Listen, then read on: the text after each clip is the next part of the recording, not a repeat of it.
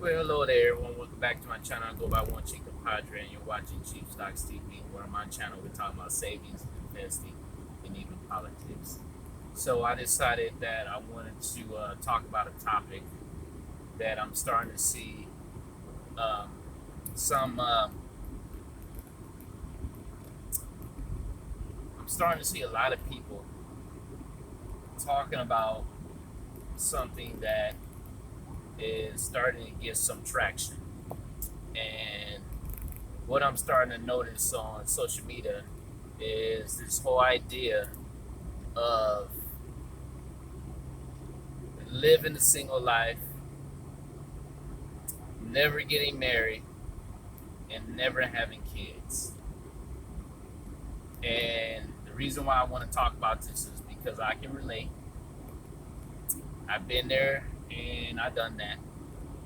And it changed over time, but I'm going to give you my reasons and I'm going to give you scenarios and strategies you may want to start thinking of if you plan to go that route of a single lifestyle, meaning never getting married, never having kids, etc. So, years ago, when I was in college, I said to myself, I never want to get married, never want to have kids. And the reason why I was saying that is that I was living in a city in the United States that is known to be very expensive. And the city I'm talking about is San Francisco. And, in San Francisco, you have places like 300 square foot um, condos, apartments that are going for like almost 4 grand a month. And if you're not willing to pay that, you're more likely to be living in a home where it has about 4 or 5 roommates.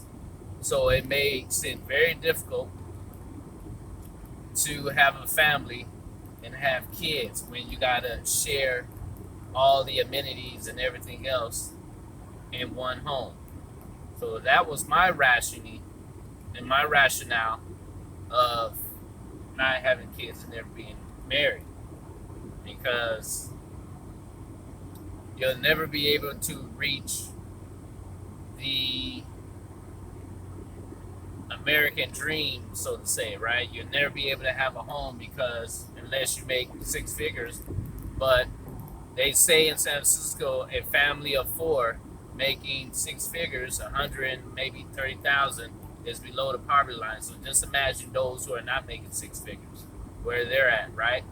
So that was my rationale when it came to not having kids and never getting married. You know, so once I moved out of California and moved to a place much reasonable and much cheaper, where you can actually buy a home and actually have a family, my way of thinking changed. And what really changed was not so much a moving to a place that was much cheaper, is when I got sick one time, and I think it was due to food poisoning. I was in New York, and at the time, I got sick, and I was in the hospital, and my girlfriend at the time